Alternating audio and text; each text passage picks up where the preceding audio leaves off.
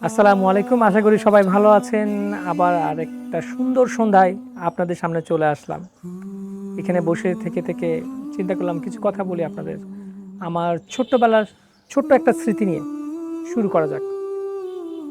ছোটবেলায় যখন আমার আসলে এই যে প্রকৃতি প্রেম, গাছপালা বলেন, পাখি, তারপরে মাছ, এগুলোর প্রতি যখন প্রেমটা শুরু হলো আমার, যখন আমি আসলে ভালোবাসতে লাগলাম যে এই যে এই ক্রিয়েশনগুলা, আল্লাহর এই সুন্দর ক্রিয়েশনগুলোকে যখন ভালোবাসতে শুরু করলাম, তখন আমার ফার্স্ট প্রায়োরিটি ছিল যে ফিশ, মানে অ্যাকোয়ারিয়ামের যে ফিশটা। তো ছোটোবেলায় আমার স্টাডি টেবিলে সবসময় একটা ছোট হলো আমার কাছে আমার একটা ফিশ থাকতো, একটা অ্যাকোয়ারিয়াম থাকতো ফিশের। এবং ইভেন যেখানে আমি গেছি, আমি যখন বিদেশেও ছিলাম তখনও কিন্তু আমার শোয়ার পাশে ছোট একটা অ্যাকোয়ারিয়াম হলেও থাকতো। মানে মাছ আমার খুব পছন্দ ছিল, ছোটোবেলা থেকে মাছ আমি খুব পছন্দ করি। আর শুধু যে মাছ তা না, সব কিছুকে আমি পছন্দ করি। পাখিকেও আমি খুবই পছন্দ করি, কারণ পাখিকে পছন্দ করা বা পাখির সঙ্গে প্রেম না হওয়ার কোনো উপায় নাই। মানে আপনি অ্যাভয়েড করার মতো কোনো স্কোপ নেই। আপনি এমন কোনো মানুষ নাই বা কোনো একটা সুন্দর পাখির দিকে এক পলক চেয়ে আবার পলকটা ফিরিয়ে নিয়ে আবার যে তাকাবে না, বা সেকেন্ড টাইম আমি তাকাবার না, এরকম মানুষ আমার মনে হয় না যে কেউ আছে। মানে পাখির সৌন্দর্য, আল্লাহর এই সৃষ্টিটা আপনাকে দুইবার তাকাতেই হবে। এক একটা পাখির এক একটা সৌন্দর্যে আপনাকে তাকাতে হবে, কিন্তু পাখি সবসময় আমার সেকেন্ড অথবা থার্ড প্রায়োরিটি ছিল। কারণটা আমি আপনাকে বলি, কারণটা আমি আসলে একটা উদাহরণ দিয়েই বলি। আমার কিছু পোস্টে আপনারা হয়তো দেখেছেন, অনেকে এগ্রেসিভ বা অনেক হিংসাত্মক বা অনেক মানে রাগে অনেকে কিছু কমেন্ট আছে। তো কমেন্টের সারাংশটা হলো, একজনের একটা আমি কোট করে বলি যে, আপনারা এত সুন্দর কমেন্ট করছেন, বাকিদেরকে বলছেন, বাকিদের যারা কমেন্টস করছে মাশাআল্লাহ সুন্দর হয়েছে বা নাইস, অনেকে অনেক সুন্দর শুভকামনা জানাইছে, দোয়া করছে আমাদের জন্য। তাদের উদ্দেশ্য করে বলা হচ্ছে যে, আপনারা এত সুন্দর কমেন্ট করছেন, আপনারা সৌন্দর্য দেখছেন, আর আমি দেখছি এখানে পাখিদের জেলখানা, পাখিদেরকে আবদ্ধ করে রাখা হয়েছে। পাখিদেরকে ছোট একটা জায়গার মধ্যে, যারা আকাশে বাতাসে ঘুরে বেড়ায়, যাদের জগতই হচ্ছে বাইরে, তাদেরকে আপনারা এখানে আটকে রেখেছেন। আর আপনারা বলছেন এটা ভালো, এটাকে আপনারা বাহবা দিচ্ছেন। আপনারা কোন সেন্সের মানুষ যে এটাকে ভালো বলছেন? তো ওই সময়টা, ছোটবেলার সেই সময়টা কিন্তু আমার কিন্তু অনেকটা এই ধরনের একটা ফিলিংস ছিল যে, মাছ তো পানিতেই থাকে, মাছ তো ঘোরাঘুরি করছে, পাখিরা কেন রাখবো? পাখিরা তো উঠতে পারে, পাখিকে কেন আমি খাঁচার মধ্যে বন্ধ করে রাখবো? আমাদের সেই সময়টার কথা বলছি, যখন মানে এই যে ফিলিংসটা, মানে আমি পাখিকে ভালোবাসি, কিন্তু পাখিকে ভালোবাসা এই মানে না যে তাকে আমি বন্ধ করে তারা একটা ছোট একটা জায়গার মধ্যে ঝাপটাঝাপটি করবে। এই যে ফিলিংসটা বা এই যে মানে কি বলবো এটাকে, অজ্ঞতা, এই অজ্ঞতাটার কারণে পাখিটা আমার সেকেন্ড বা থার্ড প্রায়োরিটিতে ছিল সবসময়। তো আসলে তখন কিন্তু আমার ওই কথাটা আমি রিয়েলাইজ করিনি যে, পাখি যে এরকম আবদ্ধ রাখা হয়েছে, মাছটাকেও তো ছোট একটা জায়গার মধ্যে রাখা হয়েছে, মাছটাও তো ছোট একটা অ্যাকুয়ারিয়ামে রাখা হয়েছে। মাছটাকে তো আমি চাইলে, মাছও তো পানিতে সাঁতার কাটবে, ঘুরবে ফিরবে, দৌড়াবে। তো মাছটাকে তো চাইলে তো আমি ওই মাছটাকে পুকুরে ফেলতে পারছি না, নদীতে ফেলতে পারছি না, যে নদীতে ফেলবো যে ওরা বাচ্চা করে বড় হয়ে অনেক সুন্দর জীবনযাপন করবে, সুখে শান্তিতে, ওই রূপকথার কাহিনীর মতো রাজা রানী, প্রিন্সেস মতো হয়ে বাস করবে, সমুদ্রে ছেড়ে দিব তারকম বাস করবে। সেম জিনিস, মানে তারা তো তারা তাদের ক্রিয়েশনটাই হচ্ছে আপনার একটা কেজড বা একটা আবদ্ধ একটা ব্লকের মধ্যে রাখার জন্য। মাছ, অ্যাকোয়ারিয়াম ফিশ এবং কেজ বার্ডটাকে যদি আমি ছেড়ে দিই, তাদের জেনারেশন বাই জেনারেশন তারা এভাবেই হয়েছে, এভাবেই তারা হয়েছে, এভাবেই তারা থাকতে পছন্দ করে। তারা লং ফ্লাই করতে পারে না, they are not wild bird. Wild বার্ডকে আপনি খাঁচায় রাখতে যেরকম পারবেন না, সেরকম কেজ বার্ডকেও তো আপনি ছাড়তে পারবেন না। এরা লং ফ্লাই করতে পারবে না, এখান থেকে ওই গাছে গেল, গাছে তাকে ধরেন কোনো চিল বা কাক তাকে অ্যাটাক করবে, সে এটা জানে না। যেমন যদি আমি বলি, আপনাদের অনেকের বাসায় হয়তো বিড়াল আছে, আমার বাসায় যেমন বিড়াল আছে, তো ওকে যদি আমি বাইরে ছেড়ে দিই, তাদের কি হবে?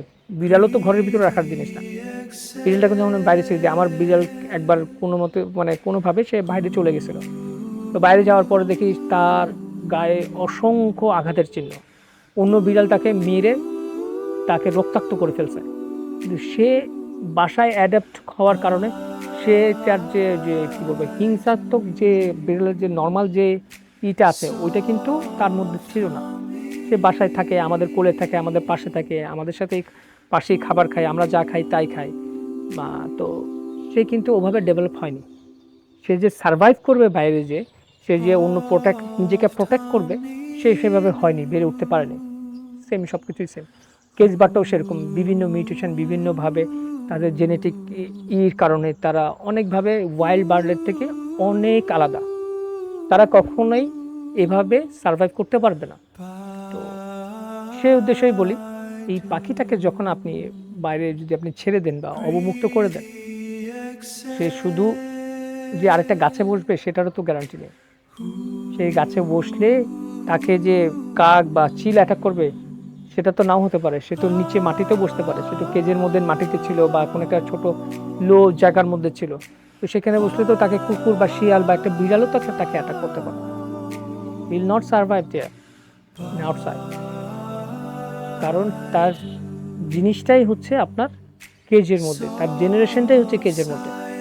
এটা এভাবেই লালন পালন করতে হয় এবং এইটা আন্তর্জাতিকভাবে স্বীকৃত। তো তো তার কথার জবাবে বলি, আপনার মতো ভাইয়া আমিও ছিলাম এক সময়।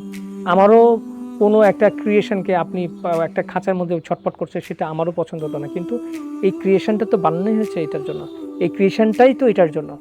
অ্যাকোয়ারিয়ামে ফিশ বলেন আর এইটা বলেন, সব কিছু এটার জন্য। যাই হোক, অনেক কিছু বলে দিলাম, এটা হয়তো আপনারা অনেকেই জানেন, আমি সবার উদ্দেশ্য বলছি না বা কোনো জ্ঞান দেওয়ার উদ্দেশ্যে এই কথাগুলো বলছি না, কিন্তু কিছু কিছু মানুষের যে মানে মেন্টালিটি না, আসলে মেন্টালিটি ওনাদেরও খুব ভালো, আমার নিজেরও এরকম ছিল, আমি নিজেও এরকম ছিলাম, কিন্তু জিনিসটা জানতে হবে, বুঝতে হবে, এটা সম্বন্ধে জ্ঞান অর্জন করতে হবে।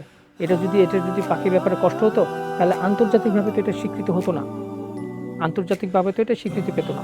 তো যাই হোক, ছোটোবেলার ওই স্মৃতিগুলা যেটা বলছিলাম, তো পাখি সবসময় আমার ভালো লাগতো, তখন ভালো লাগতো, কিন্তু আমি কখনোই মানে ছোটোবেলায় যখন ওভাবে আমি রাখতাম না নিজের কাছে, ফিশ রাখতাম সবসময়। এরপরে যখন আমি আস্তে আস্তে এই জিনিসগুলো বুঝলাম, তারপরে পাখির প্রতি আমার প্রেম হলো। স্বাভাবিকভাবে প্রথমে লাভবার্ড, বাজরিগার, আমাদের সময় বাজরিগারটাও লাভবার্ড ছিল, তো ওটাকেও লাভবার্ড বলতাম, কালারফুল লাভবার্ড বলতাম, কালার লাভবার্ড। তো এভাবে করে শুরু, তারপরে লরি ছিল, তারপরে বড় পাখি ছিল, এরকম করে করে চলছে, ভালোই চলছিল আলহামদুলিল্লাহ। এরপর থেকে আসলে প্ল্যান ছিল যে এটাকে আমরা মানে এই জিনিসটাকে আসলে আমরা কত উপরে নিয়ে যেতে পারি। যাই হোক, অনেক কিছু বলে ফেলাম হয়তো। আপনারা হয়তো আমাদেরকে যারা ফলো করেন তাদের বেশিরভাগই পাখি প্রেমী, পাখিকে ভালোবাসেন, প্রকৃতিকে ভালোবাসেন, প্রকৃতির এই নানান রঙের বর্ণিত এই সব পাখিদের সবাই প্রেমে পড়ে আছেন। যাই হোক, এটা নিয়ে সবাই হয়তো জানেন, কিন্তু আমি তাদের উদ্দেশ্যেই বলছি, যারা এই জিনিসটা জানেন না তাদের উদ্দেশ্যে আমি শুধুমাত্র বলেছি। যদি আমি ভুল বলে থাকি আমাকে ক্ষমা করবেন। আরেকটা জিনিস না বললেই নয়, খুব রিসেন্ট একটা ঘটনা দিয়ে আমি আপনাদেরকে আরেকটু জিনিসটা ক্লিয়ার করে দিচ্ছি। সেটা হচ্ছে, বেশ কিছুদিন আগে যে কোনো একটা শুক্রবারে আমাদের শ্রদ্ধেয়, আমাদের বড় ভাই, আমাদের খুব প্রিয় সুলতান বাবু ভাই আমার এখানে আসছিলেন পুরো ওনার টিমকে নিয়ে আসছিলেন। তো সেদিন ছিল শুক্রবার। তো আমরা জুমার নামাজ পড়ে যখন আবার ফার্মে ব্যাক করার সময় দেখলাম আমাদের লাভবার্ড পাখির খাঁচার উপরে একটা ছোট্ট একটা লাভবার্ড বসে আছে। আনফর্চুনেটলি ওটা এর আগের দিন যে কোনোভাবে আমাদের খাঁচা থেকে বের হয়ে উড়ে চলে যায়। তো সেই পাখিটাই আবার ফেরত এসেছে।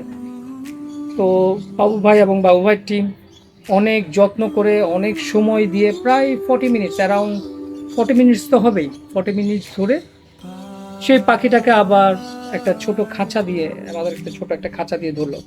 ওনারা প্রথমে ট্রাই করেছিল কোনো একটা নেট দিয়ে ধরার জন্য, কিন্তু নেটের দেখলো যখন রিংটা আছে, রিংটা হয়তো পাখির পাখায় বা ডানাতে বা পালকে বা অন্য বডিতে ওরা ব্যথা পাবে। তারা কোনো তাড়াহুড়া করলো না, ধীরে সুস্থে, সবাই কিন্তু ক্ষুধার্ত ছিল, প্রায় 3টা পর্যন্ত কিন্তু এটাই করেছে, সবাই না খেয়ে ওই পাখিটাকে সুন্দর মতো ল্যান্ড করলো, মানে আমাদের খাঁচার মধ্যে বন্দি করলো। তো এই জিনিসটা আমি আপনারা অবশ্যই ভিডিওটা দেখেছেন, কিন্তু এই কথাগুলো আপনাদেরকে আবার রিপিট বলার কারণটা কি? কারণটা হলো, এই যে আমি কিছুক্ষণ আগে বলছিলাম যে ওয়াইল্ড বার্ড এবং কেজ বার্ডের মধ্যে যে পার্থক্যটা, সেই বারটা যদি আসলে যে সার্ভাইভ করতে পারতো, হয়তো সে কোনো কেউ তাকে অ্যাটাক করেনি, তাকে কোনো চিল, তারপরে কোনো শিয়াল কুকুর কেউ অ্যাটাক করেনি, কিন্তু সে কিন্তু সেলফ ফুড মানে তার যে খাবারটা, নিজের খাবারটাকে সে কিন্তু সংগ্রহ করতে জানে না। কিভাবে খাবার সংগ্রহ করতে হয় সেটা শুধু ওয়াইল্ড বার্ড জানে, যারা প্রকৃতিতে থাকে, প্রকৃতির সঙ্গে যারা ব্যালেন্সড, এরা কিন্তু নিজেদের খাবার নিজেরা সংগ্রহ করতে পারে না। সেই খাবারের সন্ধানে শিখ আবার খাঁচায় ফিরে এলো। আমাদের খাঁচায় ঢোকার সাথে সাথে এই যে যদি আসলেই ফিরে না আসতে চাইতো বা সে যদি সার্ভাইভ করতে চাইতো, তাহলে কিন্তু সে ফিরে আসতো না। সে ফিরে আসলো, সে খাঁচাটার ভিতরে ঢুকলো। ঢুকার সাথে সাথে আপনি দেখবেন, ভিডিওটা যদি দেখেন আরেকবার লক্ষ্য করে দেখবেন, সে কিন্তু ঢুকার সাথে সাথেই কিন্তু তার খাবারের বাটিটাতে ঠুকর দিয়েছে। সে কিন্তু ভয় পায়নি, সে জানে এটাই তার বাসা। কিন্তু সে আসলে বুঝতে পারেনি যে খাঁচায় আমি ঢুকবো কী করে। তাকে যখন ঢুকানো হতো, সে কিন্তু কোনো ভয় বা ছটফট লাফালাফি না, সে কিন্তু প্রথমে খাবারের বাটিতেই কিন্তু ঠোকর দিয়েছে, কারণ সে ছিল ক্ষুধার্ত। সে একদিন ধরে কিছু খায়নি, পানি খেতে পারেনি, কোনো খাবার খেতে পারেনি। তো যাই হোক, অনেকে অনেক কমেন্টস করবে, কিন্তু আমি সুলতান বাবু ভাই এবং তার টিমকে অনেক অনেক অসংখ্য ধন্যবাদ আবারও জানাই এই ভিডিওর মাধ্যমে। তো এই ভিডিওর ঘটনাটা আপনারা অলরেডি দেখেছেন, কিন্তু আমার এই কথাগুলো কেন রিপিট করা হলো, এক তো আপনাদেরকে এই জিনিসটা এক্সাম্পল দেওয়ার যে ওই পাখিগুলা যে বাইরে সার্ভাইভ করতে পারে না, প্লাস আরেকটা জিনিস, ওখানে কিছু নেগেটিভ কমেন্ট ছিল। তার মধ্যে ছিল যে আমরা খাঁচা দিয়ে কেন ধরলাম, আমরা নেট দিয়ে কেন ধরলাম না। তো আপনারা যদি ভিডিওটা পুরোটা দেখেন তাহলেই বুঝতে পারবেন আসলে খাঁচা দিয়ে কেন ধরা হলো বা কীভাবে ধরা হলো, এবং যারা ধরেছেন তারা সবাই ছিলেন ওখানে অভিজ্ঞ। তো এই নেগেটিভ কমেন্টসগুলো আসলে আমাদের শক্তি, আমাদের এর আগে যাওয়ার আরেকটা মানে পথ ওপেন করে দেয় আমাদেরকে। এই নেগেটিভ জিনিসগুলোকে ওভারকাম করে আমি আমার পক্ষ থেকে অবশ্যই এটাকে চ্যালেঞ্জ হিসেবে গ্রহণ করি এবং আগে এই পাখি সেক্টরটাকে আগিয়ে নিয়ে যাওয়ার অবশ্যই আমি চেষ্টা করব। সাথে সাথে আমার বন্ধু, আমার ভাই, আমার শুভাকাঙ্ক্ষী যারা আছেন, যারা পাখিকে ভালোবাসেন, তারাও অবশ্যই এটা নিয়ে কাজ করবেন, সেই কামনা করি। ভালো থাকবেন, সাথে থাকবেন, ধন্যবাদ।